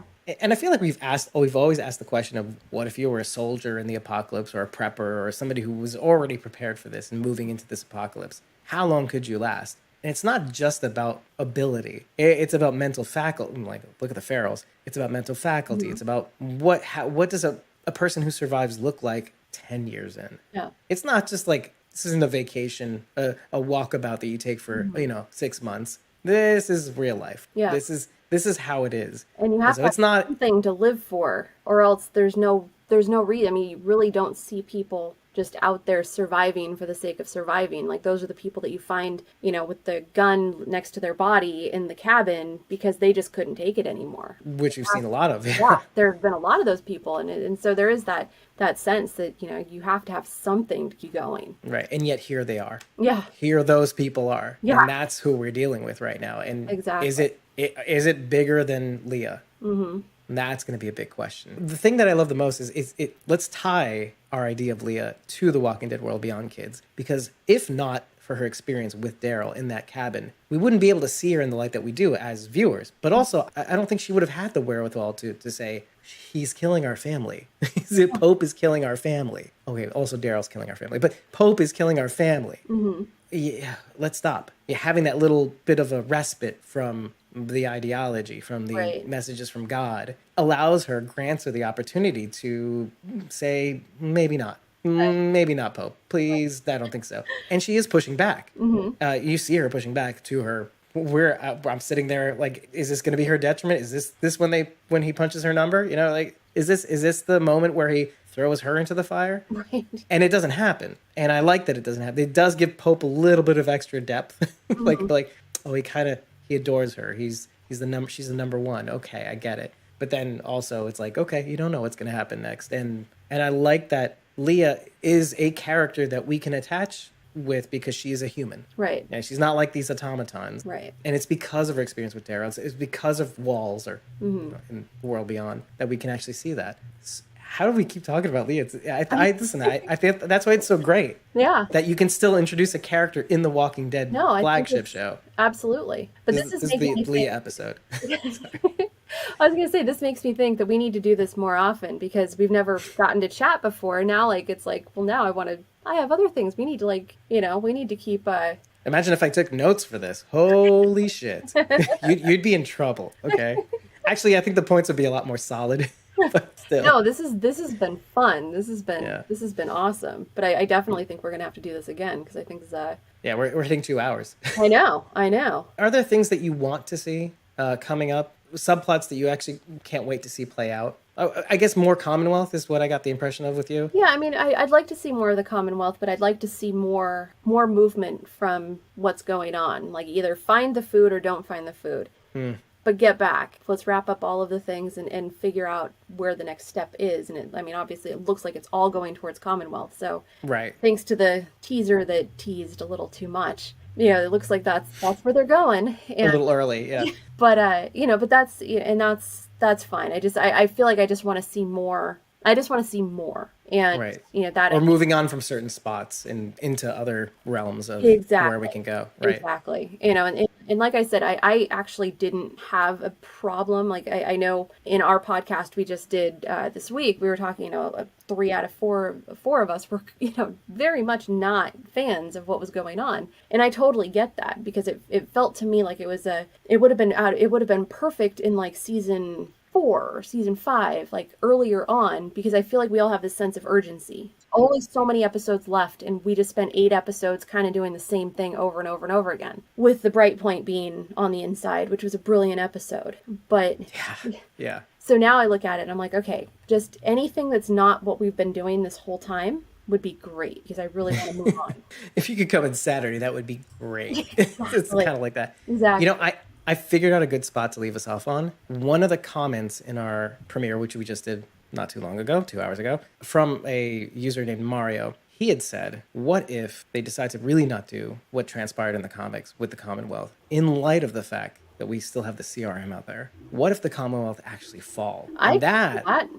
You wanted this. You said, hey, can we just move on to the thing? And like, well, we're going to move on and maybe past it. Well, this I think is the future, right? So the Commonwealth represents the past. It represents the contracts. It represents the Kirkman era, which it's not that Kirkman isn't around. It's just that AMC owns certain aspects. And I think they can say with certainty that they have now taken the CRM and taken control of the CRM. They can do what they want with it. They can't do everything they want with the Commonwealth, with the freedoms. They can create a huge canvas with the CRM. And there would be no reason not to. Right. And I feel like it's a very intentional thing that they were like, hey, there's 200,000 people here. So there's reason, there's intentionality behind making CRM as big as they did. Yeah, as formidable and as implacable as it seems, at least to most of us, that they are. Yeah. But I say in the Walking Dead world beyond, watch Hope and Iris. Because they seem to be moving into a space where they're refusing to see what we see because they're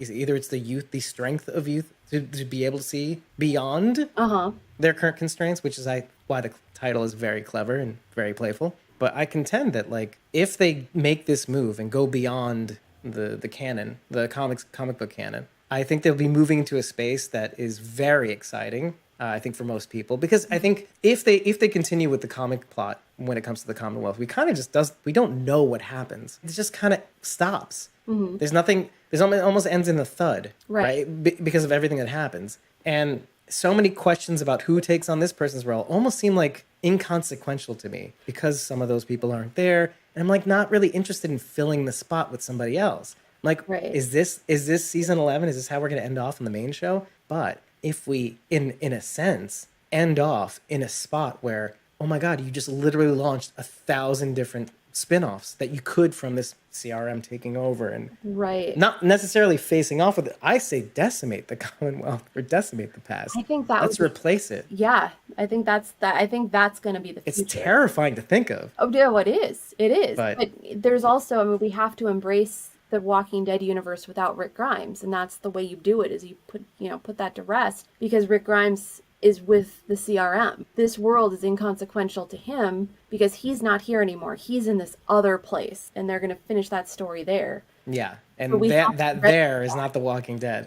yeah, we're not going back to where we are now. So why not? I mean, I think, like, I know enough to know that Michonne was supposed to have Yumiko's story. You know, if you want to call it, was supposed to have Ms. Hawthorne, yeah. But I really feel like Yumiko makes sense. Should have always had. I mean, like, she is so good at this.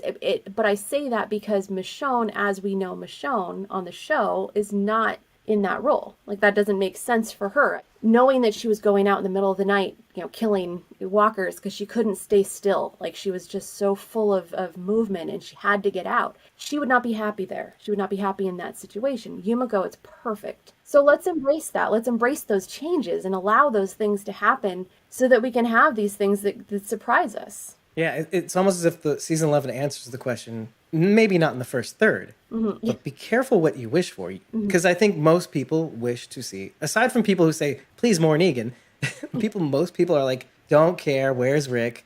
Oh, you wanted Rick Grimes? This is how we get there. And it's going to be horrible, but you won't stop watching. And as I sometimes say, the Stanley Milgram experiment persists. It is like, we are going to keep making you not want to watch, but in like the best way possible. Like we're going to throw things at you and you're going to not be able to stop watching because that's who you are, just as horrible as who we are. It's like you are the very thing of which we are trying to portray, and we're not any different. So lap it up, dogs. You may not get what you want, but you like what you get. Yeah. As far as Rick Grimes goes, you're gonna get it, but it's gonna be hard. Yeah. No, I'm there for it. Same here. I am down. And if that's really and again, theory, but if that's what they're doing, I'm gonna enjoy every minute of this till we get Rick Grimes, quote unquote. Yeah. And we're like, oh, this is what we had to go through to get it. Okay, I'm in. I'm ready and willing to sit back and watch, and it's gonna take some patience, but we'll get there. I mean, it's hopefully not anymore, but we'll see. Yeah. Well, I mean, at least we know it's back in February, so like we don't have to wait too long, but it's we have to wait, and it's it's gonna play out. But then again, World Beyond will be wrapped up by then, and who knows what that's gonna reveal and how that plays into things. And we know that Angela Kang said they haven't finished writing the end of the season, they haven't finished working on the end of the season, so. Things can change. I mean, things can happen, and things can, who knows? Like, nothing's set in stone at this point because it's not done. Yeah. World Beyond is done. What a crazy thing to think about, too. I know. Because we keep thinking, this season is dangling in front of us, and the end is in sight. It's like, well, they haven't written the end, so not really. Can you imagine? Oh my God. So that actually makes me feel a lot better in a way, because it's like, okay, this can really go anywhere, but the end is not in sight. It hasn't been written yet. So And then, because then how do you want to springboard from that end to other things? And Right. that's how we really ought to be thinking, I think. Yeah, absolutely. I think that's a good spot to leave. Yeah, no, and suppose. I was just gonna say, I feel like we can come back and we should talk about some other stuff. There's plenty of stuff to talk about. So. Hell yeah. You know what? We could find out if what we figured out, if what I'm saying is true and they start going to, start kicking into overdrive for that second, third in February, maybe that could be a spot where we can leave off and say, boy, were we wrong. This may be a little too much. Maybe we're getting a little too much. Yeah, absolutely. And then we'll criticize that too. Sure, why not? Yeah. This season of hell will be over. I'm game, sure. Yeah. Actually, I don't know. I hope they don't do this to us again for the rest of the year, or next year rather. I don't know if I could handle it. I'd have to quit my job or something. People, you wanted the content. Well, here you go. Oh gosh.